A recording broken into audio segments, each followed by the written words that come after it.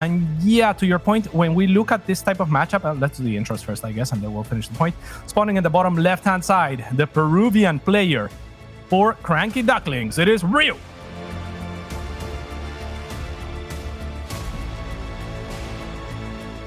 In the top right, as the red Zerg, we have Cham.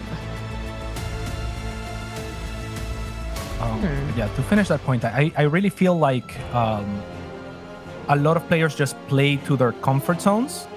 And Cham has always felt in this matchup to me like a roachy boy, like a mid-game type person. He's not something that I look to or that strikes me off as a very late-game oriented person. Not ever since the Swarm host days where he was willing to play that style. He's not as heavy on the spell casting as other Zergs are. Whereas Ryu has always played to that. So he plays to survive into that. And as much as I say I haven't lost to him, on the ladder I've lost to him constantly.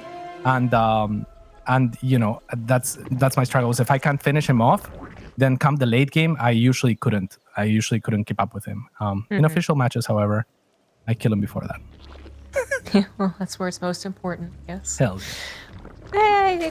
Picking up what you're putting down. I mean, Cham, to me, is also like a roach boy, as I guess Maynard has dubbed many of the Korean players. But like, I think of him as mid-game oriented a lot because he did play a ton of roaches versus Terran for the longest time, and I think even still to this day, I consider him a Zerg that's going to go more roaches than any other Zerg in that matchup. So I think that's also where he just generally lies in his strength, even in ZVZ, where of course we do get to mass roaches. But I feel like I've never seen a late game ZVZ from where I'm like, oh yeah, that was clearly, you know, inexperience or just forgetfulness. Like, oh, I haven't played this in a little while. Cham is still overall pretty solid. And it is usually those early game tricks, like from Jim Rising, who's managed to do some, you know, get some pretty good victories in the past that seem to mess up Cham the most. So I don't know. I'm wanting at least one late game to kind of figure out how they do match up against each other, though. Like, I feel like while this might still be a 3-0, you're at least giving us a narrative that we can kind of latch onto, right? Which is like, well, let's see if Ryu is better in the late game. That would be cool. Yeah, that would be really cool to see and see it play out like you were saying. So we'll see if that's the case. I am looking at Cham to do, however, timing attacks. Roachy boys are usually known for their timing attacks. You know, they get enough roaches, they hit their 1-1 or their 2-1, and then they'll move out with a force that's, you know, you can differentiate players based on whether they can hold it or not, basically. And that is where the gap in skill would kick in, you would think, at least. Like, I don't know that Ryu will be able to survive this type of timing attack from a player who is expected to play this way and will still play near the highest level with that sort of attack. I think we're still at a point where Cham might even be thinking about some of the testing types of openers. So maybe a big old roach spell, yes, but then there's also the Ling Baneling test that we might see in another map of this series, because we're not seeing it now. Like, neither one of them have gone into a big swell of Lings trying to test each other's micro. But we might see that later on if Cham, especially if Cham is really feeling quite confident in his victory, might even try to legitimately end it before we even get to roaches. But I don't think he has to. Ling does get cleared up after getting a pretty damn good scout in the main base. It's not necessarily about the scout of the main base quite yet, though, as they do very, very similar builds. And more about, is it going to be, in fact, roaches? Is that actually going to be +1 missile? Or do we have something a bit different set up? And there you have it. Cham goes for +1 carapace. Yeah, a very interesting proposition here from Cham, as Ryu is actually going to go for the roach upgrades potentially. So we'll see what comes of that, as Cham is already a couple of drones ahead, but not for long. Ryu doing good with the scouting, doing good on defense so far, not really cutting any corners. So he's playing confidently, and you love to see that. He has his banelings ready, he has his links on patrol, he has good vision coverage outside of Cham's base, even arguably better than Cham has on his side of the map, which only backfires if either player is going muta. Not the case here, so yeah, I mean, Ryu, so far so good. He will need to defend this incoming push, though. It's still a little ways away. His +1 carapace would like to finish first, but there is going to be a push coming, and Ryu might not pick up on it until it's already underneath his Overlord, which, while that would be the map across, sure, it's still kind of late information if he's going to be trying to play greedy, trying to find wins where he can, or just trying to think, okay, I need to catch up to this guy, I need to keep with this guy who might be mechanically better than me. Well, that's not what this game is about, actually. It's about identifying the fact that an attack is on the way. Yeah, that's gonna be a confusing scout. I mean, he scouts the third, but it's more saturation than it has any right to have because Cham is playing mind games here. If we look at the natural base of Cham, it's not close to saturated, right? So Cham has actually transferred enough drones to the third to make Ryu think, at least for longer with that scout, that he's not going for it, that he's not going for an attack like this one. And that is where Cham shines. I mean, that's why he can make attacks like this work. It's because he is actively playing the mind games, actively playing to confuse his opponents. Ryu, however, has had the right read. He has 3 spines on the way. He is making additional links on roaches. There is a chance that he can hold that. If he can, he will have a drone advantage to go along with. I think he is going to hold. The spine crawl is already being done. I mean, he doesn't even need the extra 2. I don't know if he'll realize it quite yet. I mean, it's a bit scary to cancel them, but he doesn't. Cham just leaves, realizes this isn't going to be the devastating attack that he was hoping for, even though he did a good job trying to hide it amongst the trickier scouting portions, like where are the drones, where are the gases. At the end of the day, I guess, it still came out underneath the Overlord. He still saw units popping as opposed to more drones popping, and Ryu was able to react fast enough. So he survived that little test. Go back to that idea that it's kind of a test from Cham because he can also macro out of this. Ryu survived it, but the rest of the ZVZ still has to be played. Usually Ryu would be in a very, very good position, but Cham was pretty quick to drone back up. Ryu did recognize a little late that it wasn't actually going to be a push, and so maybe he hasn't extended his lead as much, but... What are these roaches doing out, though? They really have no right to be on this side of the map. An uncharacteristic mistake for any player at this level, to be honest, is just a straight-up donation from the side of Ryu and onto the bigger army of Cham that he had already spotted and scouted. So maybe feeling like he invested too much into the defense and tries to make something happen or tries to force out units from Cham or something of the likes. But, I mean, he doesn't even have roach speed. He really had no right being on the other side of the map. Now Cham with the counter offense is going to force additional units from Ryu, which is the last thing he wants to do as his pyre finishes. He does at least have roach speed, so it's like a little bit more excusable, right? It's already done, but there's still so many lanes to get that trap set, right? I think you're right about the idea that he might have realized, oh, okay, maybe I over-defended a little bit, and he wanted to get some return damage just by his presence. But yeah, it definitely backfired. Having to replace those roaches in case Cham really did take revenge meant that he was a little bit later or a little, couple fewer mutas than he would have been thinking about prior to losing those roaches. As it is, though, he still is going to get a pretty healthy count. Cham is right behind him, though. Yeah, I do like from Ryu the fact that he's taking these gases a la Destiny. Destiny is the only player that I remember taking his gases when the hatchery was just starting. I guess the hatchery got cancelled, so they would have actually been finishing at a good timing.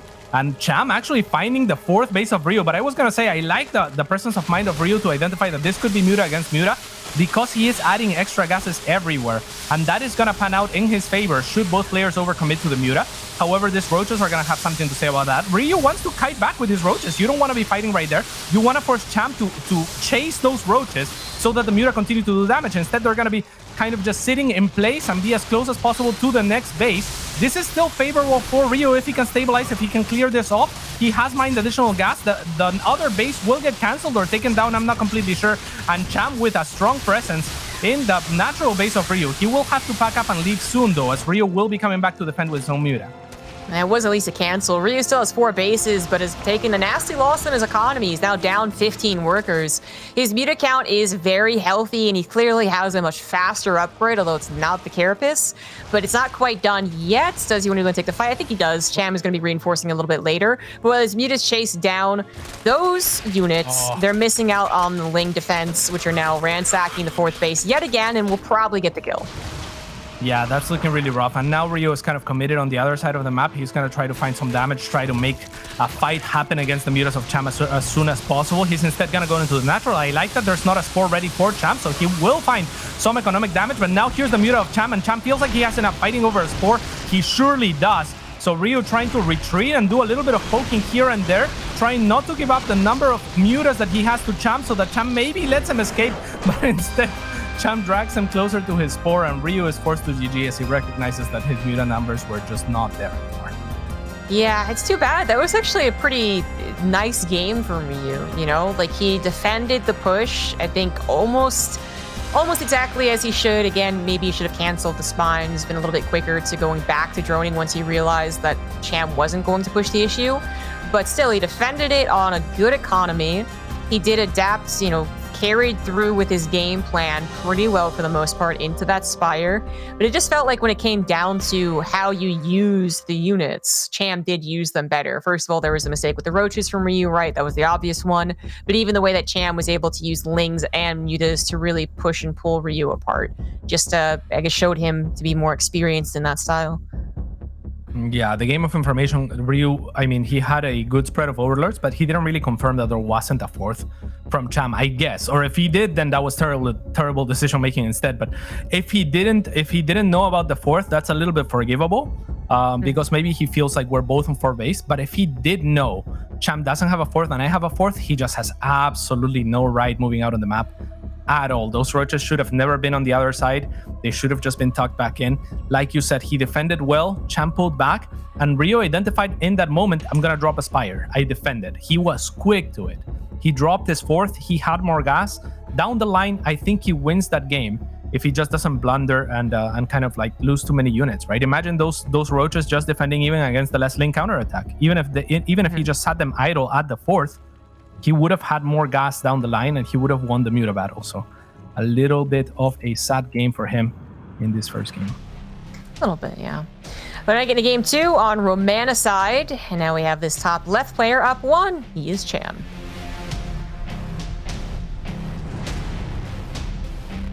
And the bottom right Ryu hand side. Is he Peruvian? Is he Italian? He's Peruvian if he wins, Italian if he loses. It's Ryu.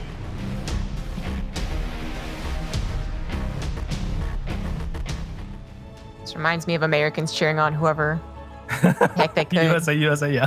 Yeah. just because there was no one else for the longest time. Yeah. Yeah, what do you think about Cham's way of opening, by the way? I haven't exactly caught what exactly the opener is. I don't know if you have, but Cham it's not been an extractor trick, but it's been just like slightly different than Ryu. I'm actually gonna really pay attention next time because I'm looking at the 14th drone coming out and being like, oh, it's extractor trick, and then it isn't.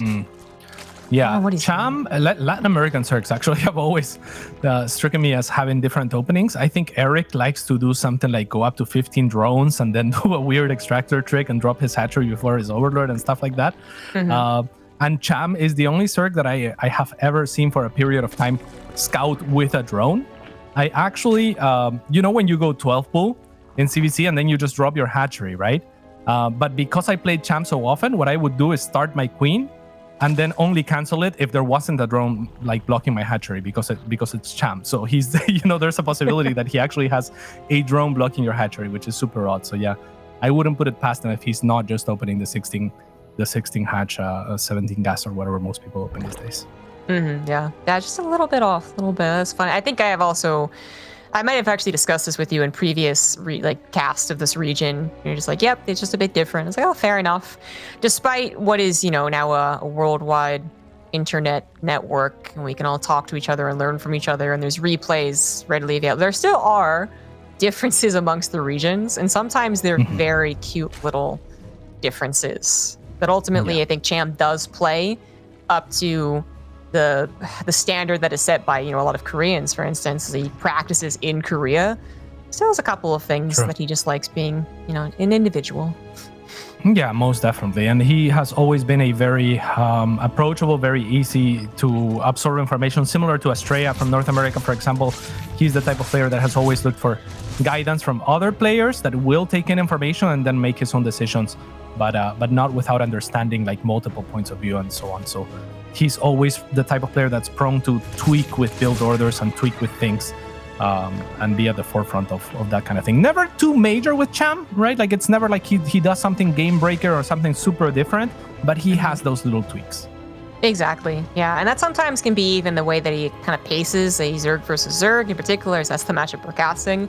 That the pacing can be just a little off, and it feel like a really weird game, which I had talked about during the death segment, that Ryu has been caught in some of those games, and I thought he handled it surprisingly well, but not against Cham, because the score still indicates that Cham is the better player in almost every regard. So, anyways, on to the build orders. Baneling Nest for both parties once again. Evolution Chamber once again for both parties. Does Cham try something a little sneaky with the Carapace or a melee? He's going to go melee. There you go. Yeah, and that is surprising. I mean, on this map of all maps, a very difficult map to be aggressive on, especially with circlings. I mean, if you fail to do damage on the front, then you have to walk all the way around. And in a certain sense, circling is the unit that's the fastest to move around.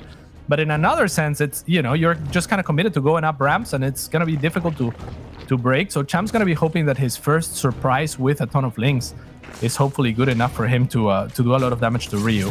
I was thinking if there was a map where we might see the late game, it would be on this one. But Cham has different plans, it seems. At the very least, hoping to get a killed third hatchery this build. But yeah, maybe more if the hole is open in the natural and there aren't enough roaches already made. That could be problematic.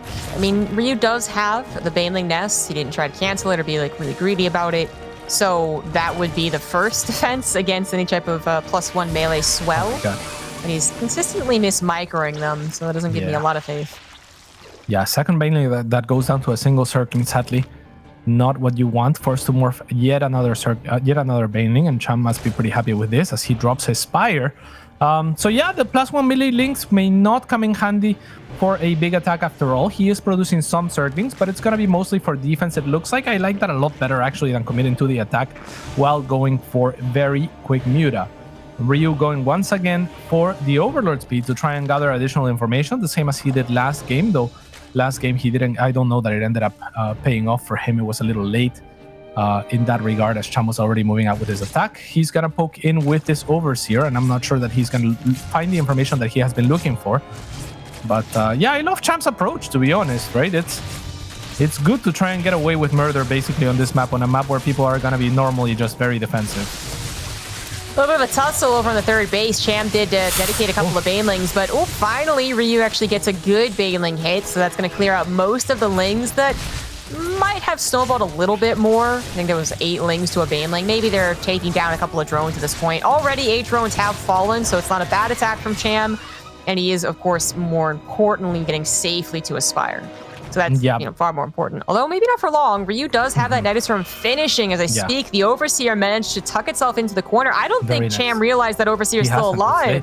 Yeah, he hasn't seen the Nidus, and I mean, he spotted the Nidus, but it's a little bit too late. He's gonna pull drones, but this could actually be Ryu surprising here. The Links are gonna show up, but it's a little bit late. Like I was saying, a second Nidus already going down. The Queen has already unloaded. Only one though, so the load was kind of off from the side of Ryu. However, the second Nidus should finish here. Still a lot of roaches remaining. Will threaten a lot of the workers of Cham at this natural base, as the rest of the Queens are now properly unloading some drones here to make potential spores. And this Nidus, it doesn't look as powerful as it should.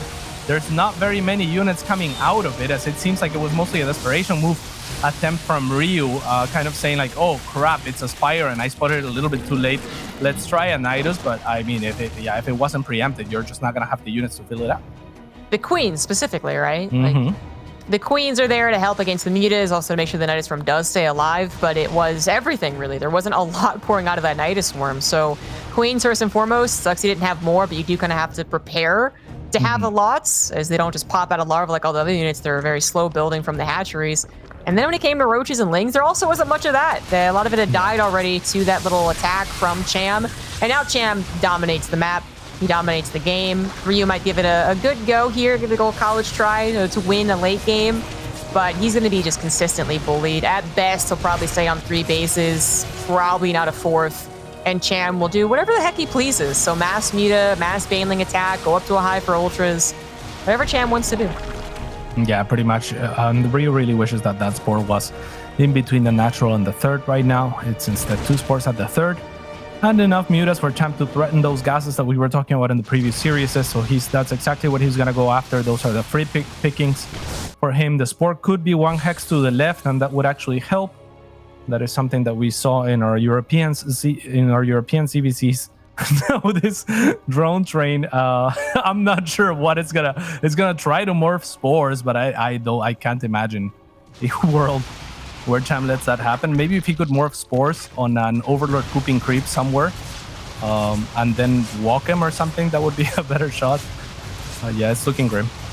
And the Nidus Swarm won't even be in play here, so Where did this? Oh, the drones went back home. Maybe that wasn't the plan. Maybe that was a good old-fashioned mistake. I don't know. It was, yeah. Just a lot of losses. Even the Baneling's about to connect. The Queens do body block, but not long enough. Oh, well, that might be it. Yeah, 21 workers will go down. A nice run by here, but Rio will give up before seeing the fruits of it, as he feels like he is. And I mean, it's an accurate evaluation of the game. He is out of it completely.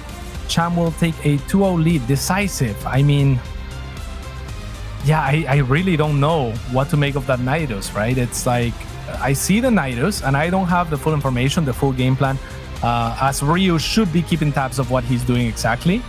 So I assume a lot more units, at least. If he's not ready on the Queen side, at least maybe enough roaches pop up that you can do enough economic damage to kind of stabilize or something, right? But not the case on either front, and yeah, that just looked terrible from him, sadly. Right. I do think it was a reaction, though, to give it a little bit of not credit, but just to excuse it a little bit, I suppose. Like it was there's a spire, okay. It's already a game that's not going brilliantly for me. Let me just try and all in. And then in your hurry to do it, you gotta just like pray and hope that the first Nidus does pop out. And then you realize, oh, there's not even a lot to put in this Nidus. So it's kind of everything at once coming into your brain, and you're trying to dissect it and do something useful with all the information. But when you're already in a bad spot, it makes it even more difficult to try and get everything in order. So maybe a little more experience in a same exact situation, which is hard to replicate. He waits for the Nidus Swarm and does one out in the middle of Romanicide, right towards the shared entrance, and it looks a little bit better, if still not going to work.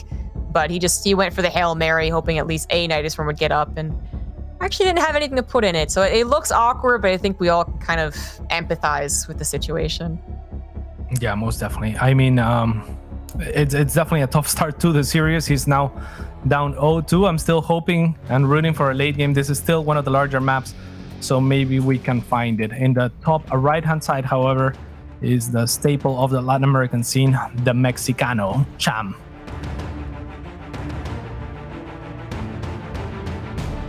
And in the bottom left, apparently full Italian by Katsa standards, it is Ryu. Vamo, bambino, andiamo. Yeah. I like that he gets pushed off to another country if he loses. Yeah, I'm not sure if he's playing from Italy or Peru, actually. It's a fair question. Maybe we can see with the... I don't even... Like, I'm not in a game. Hold on here. I'm trying to, like, bring up the, the server, and, like, my brain isn't computing right now. Oh, well. Yeah, I don't know. We'll never know. We'll never know. Yeah. But, yeah, I mean, I feel like Cham in the position of Ryu last game, right? If he goes for an attack like that, and if it hits, if the Nidus goes off, he kills his opponent every time, right? Like, it's just the quality of player that Cham is like very laser focused on whatever timing he's doing. He will hit it really hard or completely forgo it. And I think that's kind of what Ryu needs to grow into as a player, is kind of just having more solid game plans, I suppose. Because Cham played a wonderful game on that map as well. Just played to the map, got the melee, sure, but didn't look to do any damage with that. Just to threaten, maybe if there was a roach attack, I attack with my links, I buy myself time, I get my mutas out. It's a large map, it's a defensive map, difficult to attack into, and we've seen it time and time again. If you get mutas unspotted, unanswered, it's just a terrible situation for the non-muta player. So, yeah, I mean, tough luck for Rio. At the end of the day, I think it's understandable how things went that way for Ryu, but it wasn't as strong of a statement as that first game was, because I was truly impressed with the way Ryu was handling it. It just was a couple of those tinier things that probably do differentiate the two skill level wise that ended up going poorly for him. But the next game, it was a lot of things all at once, probably a lot of just not being able to take a breath, calm down, and figure things out from there, because it all happened pretty darn quickly when it did happen. But let's see what happens in Game 3, 2,000 Atmospheres. Yeah, another opportunity, perhaps, for the late game. If Romanicide didn't allow it to happen, maybe this game will. Ryu is going to go for a third hatch. Looks like... I mean, it could be a similar setup. I mean, if Ryu is going to try and start cutting corners... Yeah, I was going to say a Baneling Nest could be one of them. Cham has not done the big Ling Swell initially like I was talking about, but I think when you're down 0-2, trying to play greedy might not be the way to go. Yeah, definitely. I mean, if you're gonna cut the Baneling Nest, I think you can go quicker into Roaches or something like that and make a Link swell big enough that you can contest Links out on the map so that your opponent can't morph those Banelings. So there's definitely avenues to make the Baneling-less CVC work, but clearly Ryu is a very methodical player, a very methodical approach usually to CVC, right? Like he wants to get into that late game, I will maintain, and he wants to scout, and we've seen him every game, for example, get the Overlord speed, right? He wants to stay on top of that. Like that's the game that he wants to play. He wants to play like he is the better player, and maybe in a few years, that ends up paying off. Right? That sounded terrible. As soon as I was saying it, I heard me saying it. I was like, damn, how do I stop saying this? But yeah, I mean, maybe in a few years you develop, or in a few months, I don't know how to say it. But yeah, like down the line, you can definitely develop and strengthen your game plan to where it's very tight. And we saw something like that. Oh, huge! Beautiful. Yeah. We saw something like that on the Rise of Serral, right? Like he wasn't great until he was great, and when he was great, he was unstoppable type thing. So you can definitely do that, but at this stage, he's just kind of getting abused. Minus this game, though, I mean, that was a great Baneling connection to start. Yeah, absolutely. It does miscontrol his Banelings once again. So 2 Banelings at the war for Cham, only 1 for Ryu. That is dangerous territory, especially as that last Baneling does get taken down. Ryu wanted to distract Cham a little bit, maybe even play a little bit to the micro war, but now that it is on his side of the map, it is not going well whatsoever. A couple of Banelings do fire unnecessarily, perhaps, from Cham, but ultimately he does grab the hatchery, and that is worth quite a few Ling losses. Yeah, that's what he came for, and now the workers are actually even, in spite of that huge Baneling connection that Ryu got for free. So unfortunately, not being able to withstand the aggression from Cham, who has been playing every style. And that is the thing that I was getting to as well, is if you are going to play that style, that very solid style, I'm gonna get the Overlord speed, etc., every time, or if you're gonna play for the late game every time, you better be the best at it. Because if you're not, you're gonna get abused by players who are willing to do everything, and in being willing to do everything, you have to play on the back foot. You have to kind of adapt constantly. You have to be on top of your scouting, because if they're capable of doing anything, then you know, like, you miss a beat and you're out. Hatchery is not quite going to die, despite Cham's best efforts. Oh, maybe now. Maybe. I think now it will. Yeah, now it will. So many Lings have been thrown its way that it felt like it was inevitable, but it almost held. Looks like there's 2 holes in that wall, by the way, so Cham does manage to slip on through, and will be building Banelings for some revenge in Ryu's main base. I definitely get what you're saying, Cats, though, just to you know, be on your side after you unintentionally sounded horrible, but the straight and narrow path often does not have a lot of spikes, right? Yeah. So you don't have the spiky, you know, upsets that you would with, for instance, Max Pax's Rise to Fame. Yeah. So I get definitely what you're saying, but unfortunately, everything that's being, you know, true mechanical testing that's going on in the CVZ, it's all being lost by Ryu. Yeah. Even as he does find a couple of good things going his way, or has like a fairly steady game, like in game 1, it still ultimately goes to Cham, who has proven to be, again, top 3. I mean, this would not only be an upset if Ryu were to win based off of their history, it'd be an upset to talk about Cham not being in top 3 again, right? So yeah. That's just where we're at right now. And for right now, literally as we speak, the game is definitely Cham favored. He's up in drones. Sure. He's got a faster +1 missile. He could go for an attack, but his roach speed isn't done, so he'll probably wait for that. He knows he's in the lead. Yeah, and to Ryu's credit and to that argument's credit as well, he is in the top 4, right? So I would expect him to continue to perform in the Latin American region to this type of standard, maybe up there with Eric to where he is in the top 4, top 6. Maybe top 8. I don't know if there is a top 6, so maybe top 8, top 4 is where he